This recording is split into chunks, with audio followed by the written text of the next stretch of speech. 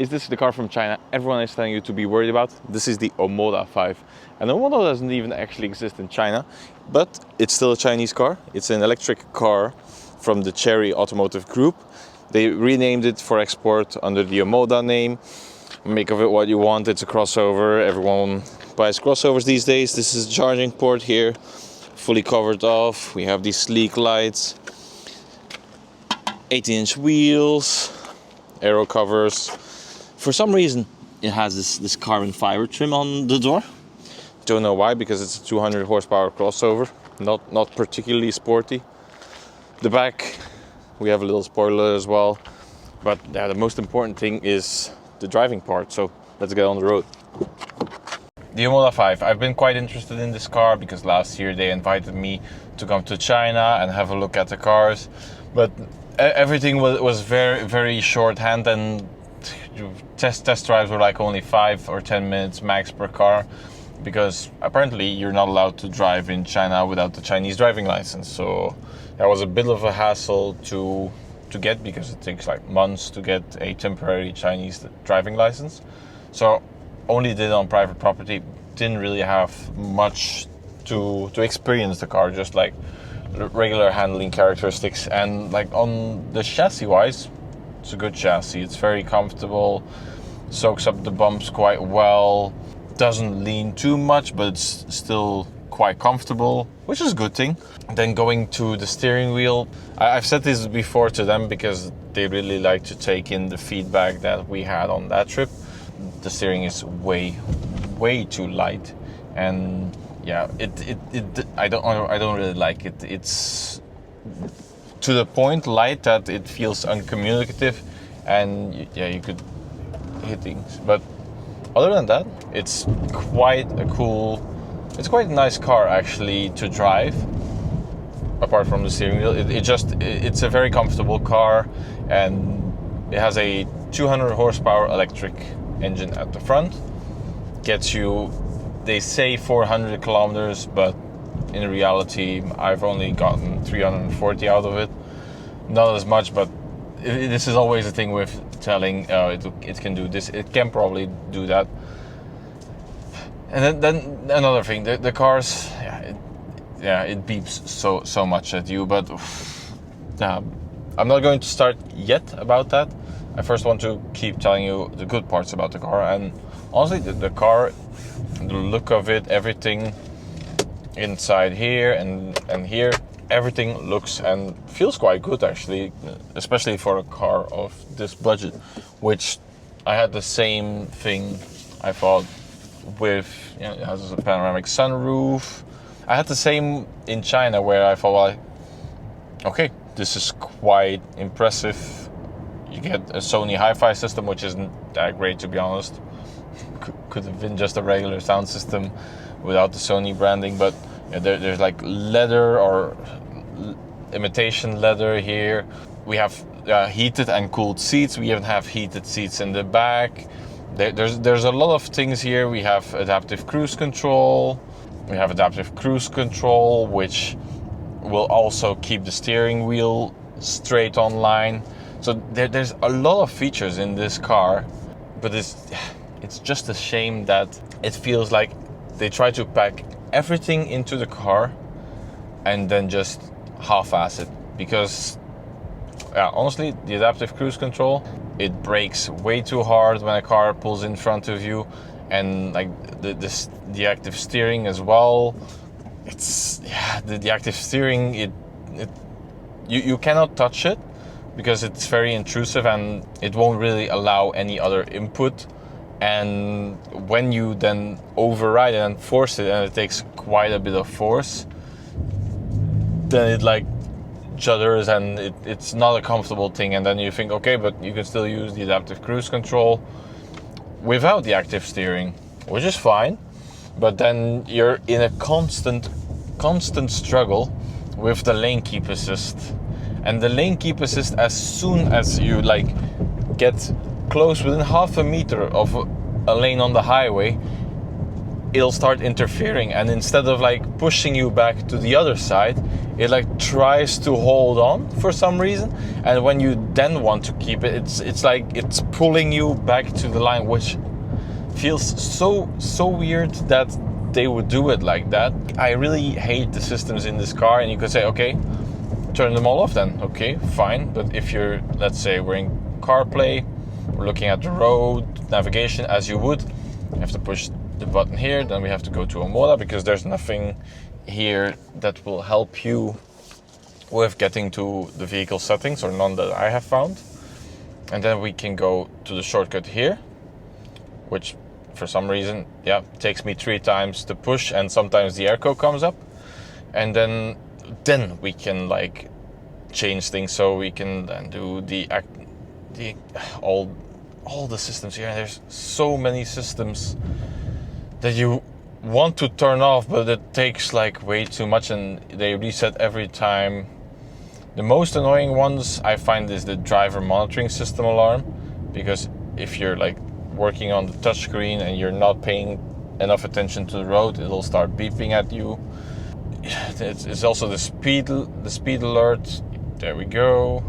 Those, and then yeah, see, it's just way too much. And honestly, I don't care about like having to turn off. Take like a minute before I start driving and having to turn off everything, because it's just annoying. It's just annoying, and yeah, you want a car to work properly.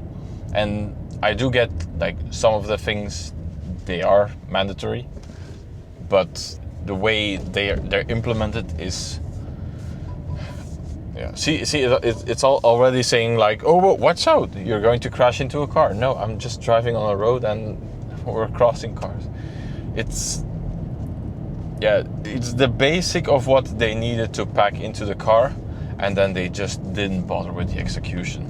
That's the thing I feel with this infotainment here. At first sight is fine, but it's like a little bit weird that it sits deeper into the actual screen sits deeper than the glass panel which you're touching. And yeah, for some reason, a lot of the times it will, especially when you're trying to reach the controls below, it can be very hard to get to them. So yeah, you can touch the air conditioning from time to time. And the air conditioning is also something very weird, because for the life of me, I cannot figure it out. I have both set at 22 degrees, which, yeah, it's a dual climate, should be nice. But then like the right one here compared to the left one here, this one blows out ice cold air and this one blows out hot air. I don't get it. I don't understand it. And the thing is, when this vent is pointing at me, even though it's cooling down, I get really sweaty, which is super annoying. I don't get it. Yeah, everything in this car, it's like I said, just feels like, I can describe it as style over substance, because everything looks very nice and you get everything you ever wanted in a car. But then when you actually have to live with it, it's actually quite annoying, because nothing truly works, as they would say. Fine, yeah, the heated steering and the heated seats and the cooled seats, they work, but there's no cooling in the back of the seat, which for me is the biggest point of having a cooled seat.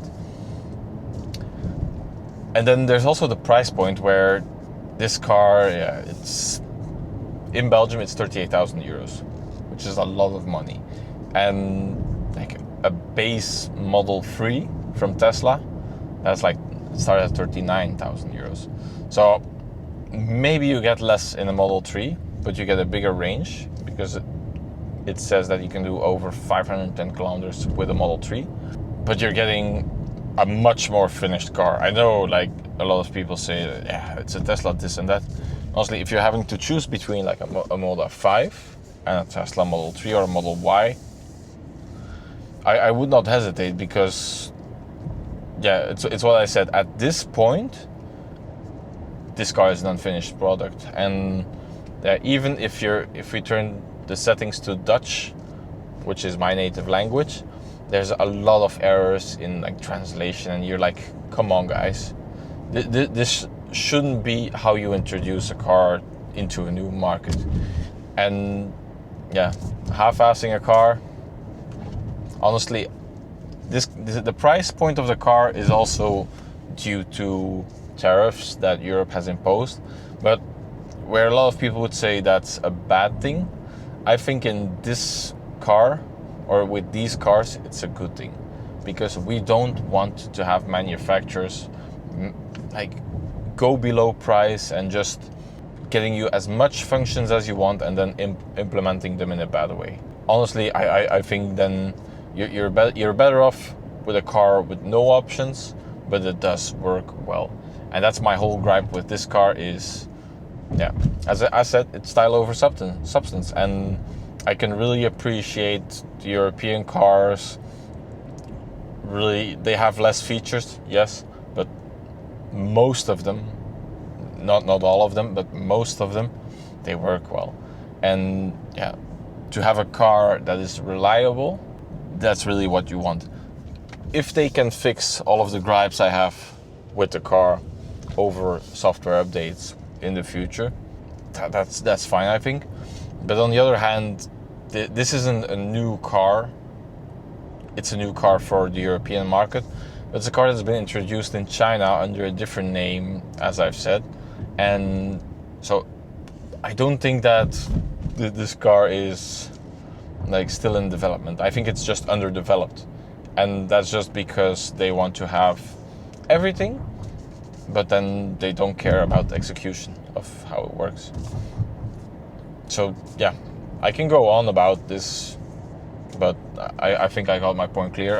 I'm just looking in the mirror now, and this is also something, it's not the car's fault. I think it's more of, I'm 182, so and there's not a lot of headroom left for me.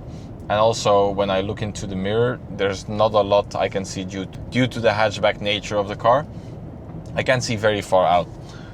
It's a little unfortunate, but yeah, then again, it's a car that was in the first place built for the Chinese market, and they are a lot smaller than I am, or than any European is, to be honest. But yeah, that's why I know where they're coming from, but I don't think this car works in Europe with the tariffs and with how much that's still unfinished on this car. I don't think the tariffs, they should be gone, because like I said, we need to have properly working cars that are finished products. And yeah, if they can fix everything, fine, good. Happy to drive this again, but for now, I would not recommend buying this.